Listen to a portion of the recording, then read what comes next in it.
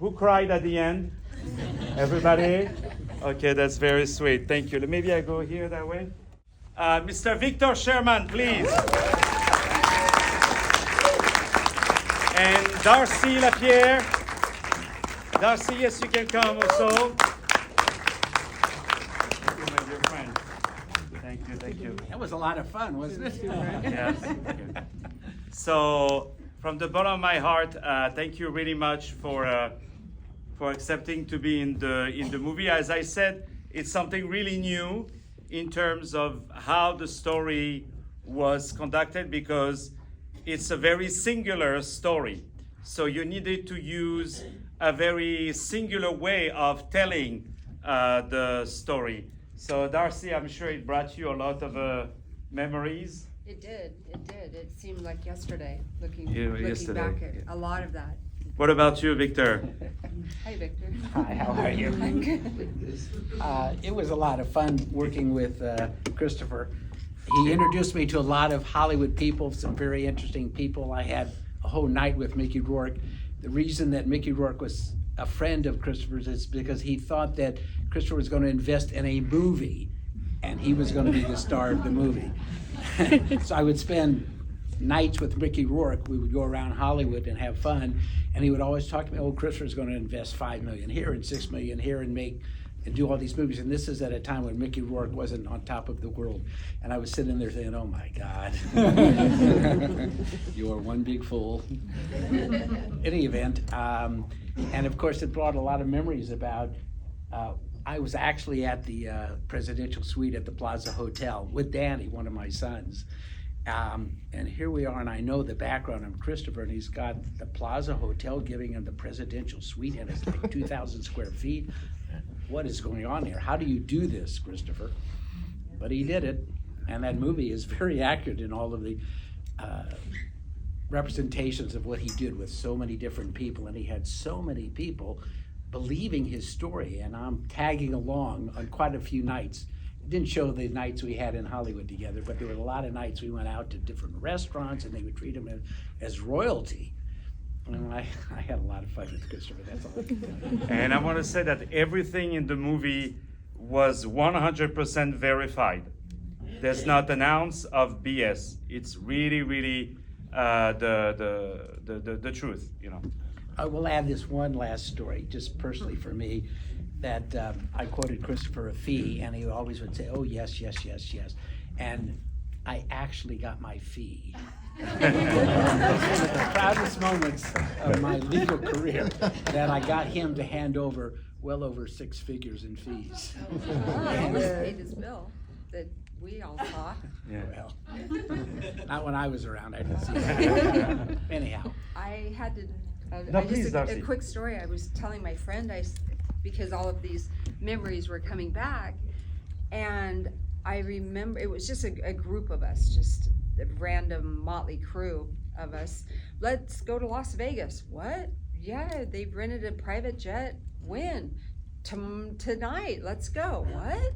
Okay. Here comes Christopher. He has these duffel bags of Louis Vuitton, and he's carrying them and that. And we got to, I think it was the Palms Hotel had just opened, and he's Darcy. I do the best French. Do you have a driver's license? And it was just so odd. Well, of course I do. He says, I need to go put these into a safe.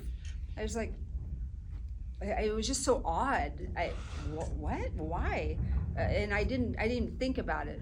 I was like, okay, sure. I said, I'll catch up with you guys. We went to the front desk and went to the vault, and I mean, it was just so weird. So, odd, I guess.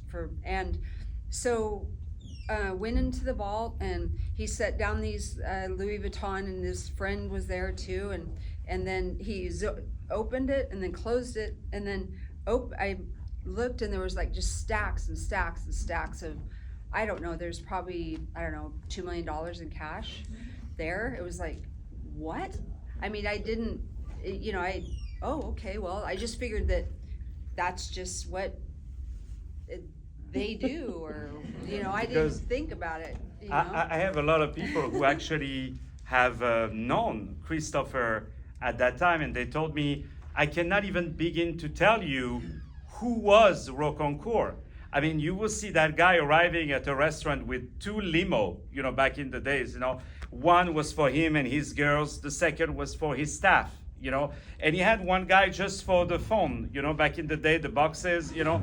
So he would go there and he would fly private, go to the White House, helicopter, and money, and a whole floor at the Beverly Wilshire Hotel, and the $2 million of car. What you have to remember, ladies and gentlemen, is that this same man that I'm describing you right now, 4 years before that, he arrives in LA, doesn't speak a word of English, doesn't know anybody, and builds off that. This is what is impressive in his, you know, but I must say that really what this movie has taught me also is it teaches us about the human nature, you know, like if I go to see you and I say, look, I have, you know, $1 million of fake US dollar bill, would you like to buy them for 10% of the price? If you go, yeah, I'm interested, then you know the other person is crook, you know. If the other person said, no, I'm not interested. So he knew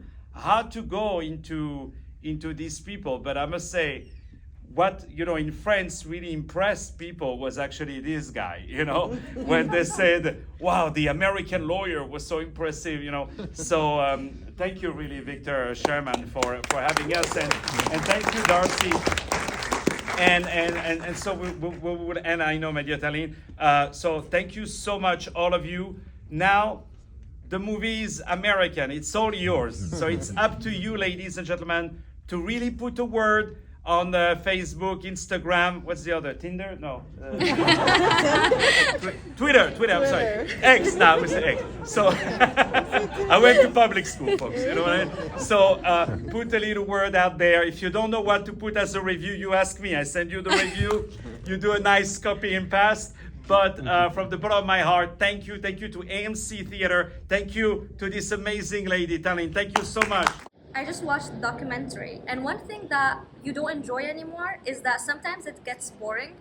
This documentary keeps you on your toes. I cannot say any tiny detail because then I'll give off a lot of details, but it's very entertaining. There was not 1 minute that I wasn't entertained. Second thing is you start thinking of life and the numbers and the money like, maybe like you start having really bad thoughts about after you see how this man lived his life, and then he kind of got away with it. He only got, I'm not gonna say any details, but that was very entertaining. I loved it. Truly outstanding. Bravo, David. Premiere in Century City, David, you nailed it. No one does better than David. Just go check it out, see it, save it. It's something that everyone needs to see. Great story. Great story. Just saw the movie. ROCANCOURT was amazing. It was awesome. I love the way that the cinematic feel was. I love the story that was told, and I'm just excited to see more. Filming and the directing was A1, splendid. Can't ask for more. Make sure you see it in theaters and on Netflix. 2 thumbs up. It was awesome.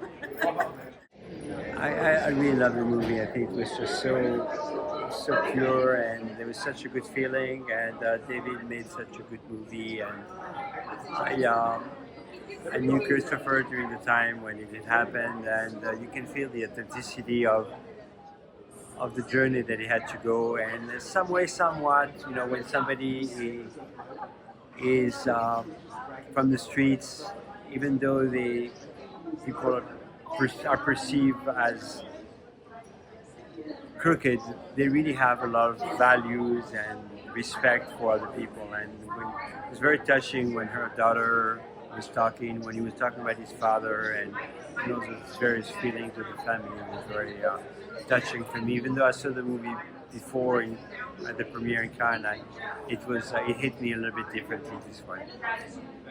We just saw the movie and it was so well done.